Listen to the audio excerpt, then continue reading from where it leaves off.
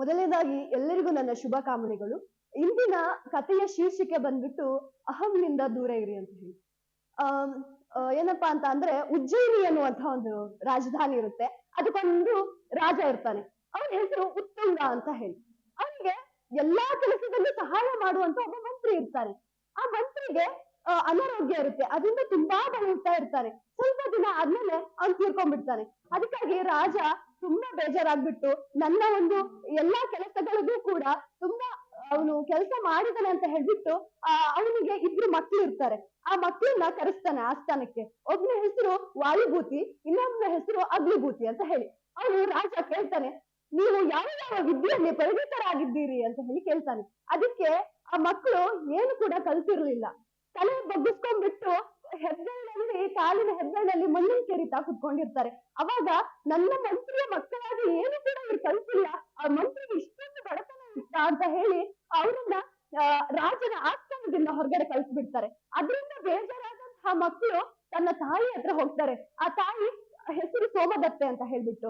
ಆ ಮಕ್ಕಳನ್ನು ಹೋಗ್ಬಿಟ್ಟು ಅಳ್ತಾ ಹೇಳುವಾಗ ಅದಕ್ಕೆ ತನ್ನ ಅಣ್ಣನಿಗೆ ಒಂದು ಪತ್ರವನ್ನ ಬರೀತಾಳೆ. ಆ ಪತ್ರವನ್ನ ಬರೆಯುವಾಗ ಹೇಳ್ತಾಳೆ ಏನಂತ ಅಂದ್ರೆ, ತನ್ನ ಮಕ್ಕಳನ್ನ ನನ್ನ ಮಗುವಾಗಿ ನೀನು ಬೆಳೆಸ್ಬೇಡ, ಒಬ್ಬ ಗುರುವಾಗಿ ನೀನು ಅದನ್ನ ಕಲಿಸು ಅಂತ ಹೇಳಿ ಹೇಳ್ತಾರೆ. ಇಬ್ಬರು ಕೂಡ ಆ ಒಂದು ಪತ್ರವನ್ನ ತೆಗೆದುಕೊಂಡು ತನ್ನ ಮಾವನ ಬಳಿಗೆ ಹೋಗ್ತಾರೆ. ಅಂದ್ರೆ ಅವ್ರು ಗುರು ಆಗ್ತಾರೆ.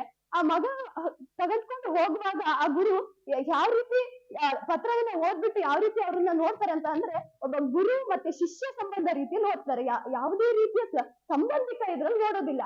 ಇದಕ್ಕಾಗಿ ತಮ್ಮನಾದಂತ ಅಗ್ನಿಭೂತಿಗೆ ಇಷ್ಟೆಲ್ಲ ಒಂದು ಒಬ್ಬ ಮಾವನಾಗಿ, ಒಬ್ಬ ಗುರುವಾಗಿ ಇಷ್ಟೆಲ್ಲ ಕಷ್ಟ ಇಟ್ಕೊಂಡು ನಾನು ಓದ್ಬೇಕಾ ಅಂತ ಅನ್ಸುತ್ತೆ. ಯಾವುದೇ ರೀತಿಯಾದಂತಹ ಅವರಿಗೆ ಸೌಲಭ್ಯನ ಕೊಡ್ತಿರ್ಲಿಲ್ಲ. ಗುರುಕುಲ ಒಂದು ಪದ್ಧತಿ ಗೊತ್ತಿರುತ್ತೆ, ಎಲ್ಲ ಕೆಲಸವನ್ನ ಅವರೇ ಮಾಡ್ಕೊಬೇಕಾಗಿರುತ್ತೆ, ಯಾವ್ದು ಕೂಡ ನೋಡ್ಕೊಂತ ಇರ್ಲಿಲ್ಲ. ಹಾಗಾಗಿ ನಂತರ ಇಬ್ಬರು ಕೂಡ ಎಲ್ಲಾ ವಿದ್ಯೆಯಲ್ಲೂ ಪರಿಣಿತರಾಗಿ ನಂತರ ರಾಜನ ಆಸ್ಥಾನಕ್ಕೆ ಬಂದ್ಬಿಟ್ಟು ಅಗ್ನಿಭೂತಿ ಇದ್ದವರು ಎಲ್ಲಾ ರೀತಿಯ ಕಥೆಗಳ ಅಂದ್ರೆ ಏನೇನು ಓದಿದ್ರು ಎಲ್ಲವನ್ನೂ ಕೂಡ ಹೇಳ್ತಾರೆ. ಹಾಗಾಗಿ ಅವನಿಗೆ ಅರ್ಧ ರಾಜ್ಯನ ಬರ್ಕೊಡ್ತಾನೆ. ಆ ವಾಯುಭೂತಿಗೆ ಅದ್ ಯಾವ್ದು ಸಿಗಲ್ಲ.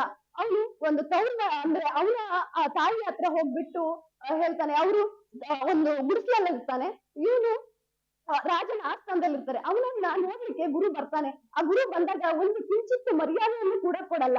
ಸೋಮದತ್ತೆ ಆದವಳು ಅದಕ್ಕೆ ರಾಜನಾದಂತಹ ನೀನು ಒಬ್ಬ ಗುರುವಿಗೆ ಮರ್ಯಾದೆಯನ್ನು ಕೊಡ್ಬೇಕು ಅಂತ ಹೇಳ್ತಾನೆ. ಆದ್ರೆ ಅವನು ಮರ್ಯಾದೆಯನ್ನು ಕೂಡ ಕೊಡಲ್ಲ. ಹಾಗಾಗಿ ಅವಳು ಸೋಮದತ್ತೆ ಅವರಿಗೆ ಶಾಪವನ್ನ ಕೊಡ್ತಾಳೆ.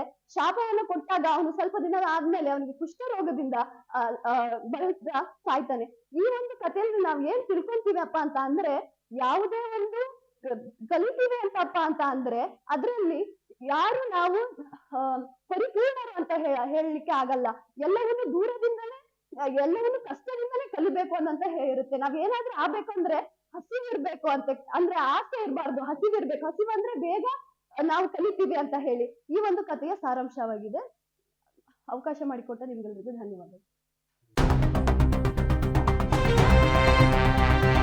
ಕನ್ನಡ ಕಹಳೆ ಇದು ಕನ್ನಡ ಕಣ್ಮಣಿಗಳ ನೆಲೆ.